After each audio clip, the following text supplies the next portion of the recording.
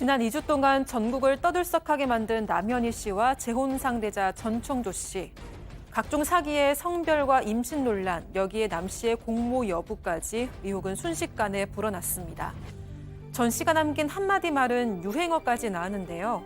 마침내 경찰이 전청조 씨에 대해 구속영장을 신청했습니다. 현재까지 파악된 피해자만 15명, 금액도 19억 원이 넘습니다. 꼬리에 꼬리를 무는 수많은 의혹들, 이제는 풀릴 수 있을까요? 자, 제가 어제 방송에서 전청조 어제까지만 하겠다 이렇게 말씀을 드렸는데 오늘 이게 또 나왔어요, 이거. 네, 일단 체포돼서 경찰서 들어온 지 37시간 만에 구속영장이 신청이 됐는데 조사 과정에서 이 전 씨의 범행 규모가 그간 알려졌던 것보다 더 큰 걸로 드러났습니다. 현재까지 파악된 피해자만 15명, 피해 금액이 19억 원에 달하는데 여기서 더 늘어날 가능성도 배제할 수 없는 상황입니다. 전 씨는 대체로 혐의를 인정하면서 진술도 하고 있는 걸로 알려지고 있습니다. 내일 구속영장 실질심사가 열릴 걸로 보이고요. 여기에 더해서 경찰은 이 남현희 씨가 공모했는지 여부도 조사할 예정입니다. 일단 남 씨는 지금은 이 전청조 씨를 사기, 명예훼손, 주거침입 등의 혐의로 고소한 여기서는 고소인입니다. 이 자신을 속이면서 펜싱 아카데미 운영을 방해했다 이런 주장을 하고 있습니다. 그런데 앞서 한 강서구의회 의원이요. 이 남 씨가 전청조 씨의 사기의 공범으로 의심된다라면서 진정서를 낸 상황입니다. 그런데 여기에 대해서 남 씨는 이 구의원을 명예훼손 등으로 고소했고 그 구의원 역시도 이 남현희 씨를 무고 혐의로 맞고소한 그런 상황입니다. 지금 뭐 채팅창을 제가 언뜻 봤더니 계속 하라는 분들도 계시고 그만 좀 하라는 분들도 계시고 일단 오늘 준비한 내용은 전해드릴게요. 자, 경찰이 구속영장을 신청하면서 특가법. 그렇죠. 엄밀히 말하면 특경가법이라고 그럽니다. 특정경제범죄 가중처벌법을 적용을 했는데요. 일반 재산범죄, 사기죄나 이게 금액이 적을 때는 형법이 적용이 되는데 이득액 자체가 5억이나 그 이상이 된다면 특경가법이 적용이 됩니다. 5억에서 50억 사이면 3년 이상의 유기징역입니다. 최소가 3년이 되는 거거든요. 지금 19억 정도가 지금 된다고 하니까 저는 좀 더 될 거라고도 생각도 드는데요. 피해자 더 나온다면. 일단은 형법이 아닌 특정경제 가중처벌법이 적용되는 상황입니다. 예. 자, 그럼 여기서 두 번째 사건 체크포인트 짚어보죠. 자, 수강료는 남현희 계좌다. 자, 이 전청조에 대해 경찰이 구속영장을 신청했지만 두 사람을 둘러싼 의혹은 여전히 현재 진행형이죠. 자, 이 전 씨가 펜싱 학원을 운영했다는 사실도 드러났어요. 그런데 남현희 씨가 학부모들에게 이 학원, 그러니까 전청조의 학원을 권유했다고 해요. 두 사람이 이곳에 대해서 어떻게 말했는지 먼저 그 얘기 들어보시죠.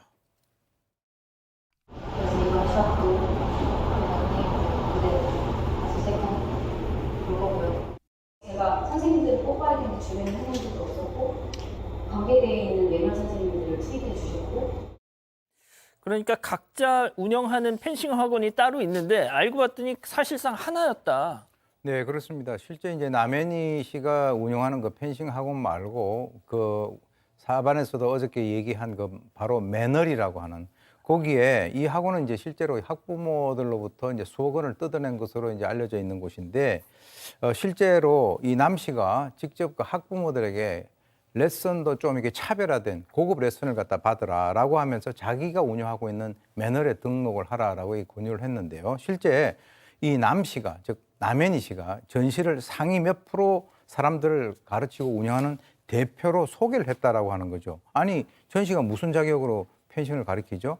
그러니까 어떤 의미에서는 남 씨가 일정한 역할을 갖다 했다라고 하는 그런 의미인데 수강료 같은 경우도 실제로 이제 남현희 펜싱 아카데미보다도 수십만 원이 더 비싼 월 한 200만 원 정도를 갖다 받았다라고 하는 것이죠. 근데 아까 말씀하신 대로 그 수강료가 누구의 그 명의에 된 통장으로 왔느냐? 바로 남현희 씨 명의로 된 통장으로 돈이 입금이 됐다는 거예요. 어허. 그리고 수업도 사실은 남현희 씨가 운영하는 그 펜싱 학원에서 운영이 됐다라고 하니까 그 결국은 이제 일종의 이거는 뭐 두 사람이 경제 공동체가 경제 아니냐라고 공동체. 하는 그런 의혹이 제기되는 그런 부분이라고 하는데요. 심지어는 이 전 씨가 매너 수강생들에게 해외 대회에 나가는 그 프로그램 좀 이렇게 권하면서 또 고액을 요구했다라고 하는 말도 들립니다. 자, 그리고 말이죠. 이 전청조가 이미 전에 뭐 결혼을 2번 했다 이런 의혹이 있었는데 3번이라면서요? 세 번인지 모르겠지만 3번까지 나온 겁니다.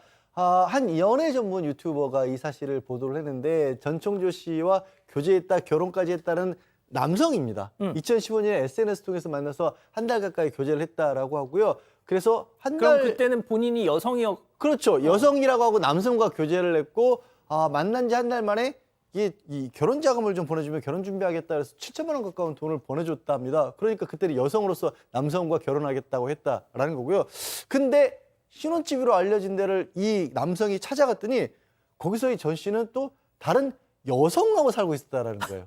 그러니까 거기서는 남자 역할을 했던 거죠. 남자 행세를 했던 거고 그 막상 그 남성이 보내준 돈은 이 전청조가 다른 여성하고 결혼하려고 결혼 준비 자금으로 또 그걸 또 쓰고 있었다는 겁니다. 그러니까 지금까지 알려진 것만 전청조가 결혼을 했다라고 한 사람이 2명이 여성이었고 상대가 그리고 한 사람은 또 남성이었던 거죠. 자, 이 전청조가 체포되기 전날 할 언론과 인터뷰에서 그랬잖아요. 앞으로 남현이에게 터질 의혹이 많을 겁니다. 자, 그런데 한 유튜버와의 인터뷰에서는 또 전혀 다르게 얘기를 했단 말이죠. 들어보시죠. 맨 처음에 여자라고 이야기하고 레슨을 받은 것 또한 사실이고요. 그러다가 제가 좋아하게 됐었습니다. 그리고 진심으로 사랑했고요.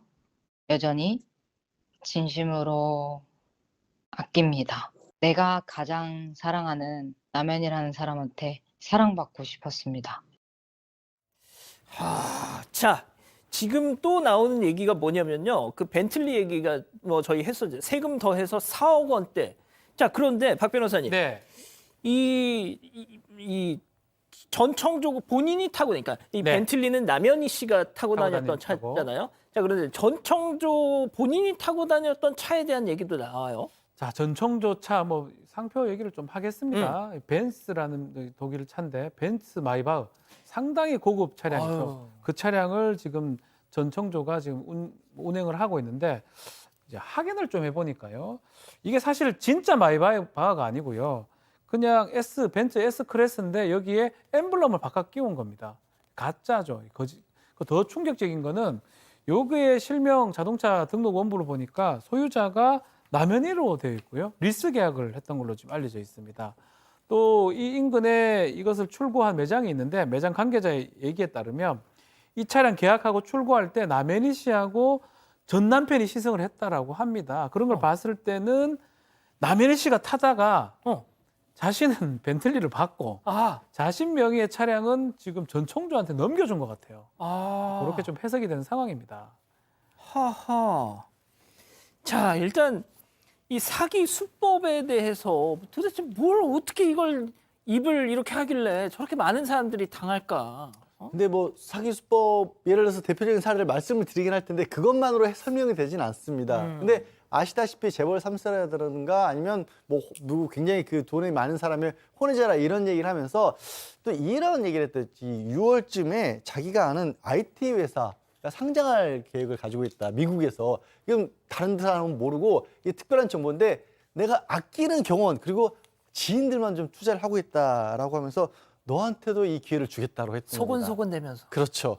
그리고 이게 원금 손실을 보장해 주겠다는 겁니다. 최소한 3배는 수익을 약속해 줄 수 있다라고 해서 이게 넘어가신 분이 피해자가 결국 4천만 원 선 대출까지 받아서 8천만 원 가량을 전 씨의 또 경원 계좌였답니다. 아이고. 그러니까 경원도 투자를 했던 모양이죠. 경원 계좌로 보냈고 심지어는 그렇게 돈을 받은 다음에도 주변에 당신 아는 사람이라든가 가까운 사람 있으면 내가 그 사람들까지도 내가 돈 벌 수 있게 해줄게. 계속 끊임없이 얘기를 했답니다. 약간 피라미드 느낌. 자, 교수님. 저희가 지난 금요일 날 제보를 통해서 전청조의 아버지 전창수라는 사람 사기 지명 수배를 받고 있는 사람의 그 내용을 전해드렸는데, 그러니까 수법 그리고 하고 다니는 이 언변, 뭐 행동, 로맨스 스캠 너무 똑같은 거예요. 자, 그래서 저희가 그때 내린 그 결론이 뭐였냐면, 정말 이런 범죄의 어떤 그 본능 이런 것도 이제 유전이 되는 건가? 뭐 그럴 수 있습니다. 이제 소위 얘기하는 그 범죄 지능이라고 우리가 얘기를 하는데 유전하고 완전히 무관하다 우리가 단정적으로 그렇게 얘기하기 어렵습니다. 실제로 이제 그 전청조 같은 경우는 실제 아까도 얘기하지만 뭐 터질 의혹이 뭐 드디어 터졌다 이렇게 얘기하다가 또 뭐 사랑한다 이렇게 얘기하잖아요. 그 사람에게 우리가 일관성을 요구하기가 어렵다는 거죠. 예를 들어서 카사노바라고 하는 이 바람둥이 같은 경우는 한 여성에게 정말 사랑한다라고 하는 그 순간은 진실이라는 거죠. 근데 상황이 바뀌게 되면 또 그때그때 다르게 자기 팔색조 같이 말을 바꾸는 것이니까 그건 뭐 사기꾼으로서는 당연한 것이고요. 제가 봤을 때는 이 전청조라고 하는 사람은 여성과 남성을 넘나들면서 최초에는 혼인빙자 사기 그리고 수익형 투자 그러다가 이제는 지금 교육 그 사업까지 이제 확장을 해 나가는 건데 추정컨대 이 남현이라고 하는 이 사람을 숙주 삼아서 좀 판을 더 키우고 있다라고 저는 보고요. 그래서 국내에서 국외로 그리고 이제 점차적으로 본인이 어떤 그 판을 키우는 과정에서 자기 발에 걸려서 자기가 넘어진 그런 대표적인 것이 아닌가라는 생각이 듭니다. 알겠습니다. 사건의 진실을 추적하고 싶다는 사반 가족분의 사연인데요. 궁금하시다면 사건반장 유튜브 채널을 구독해주세요.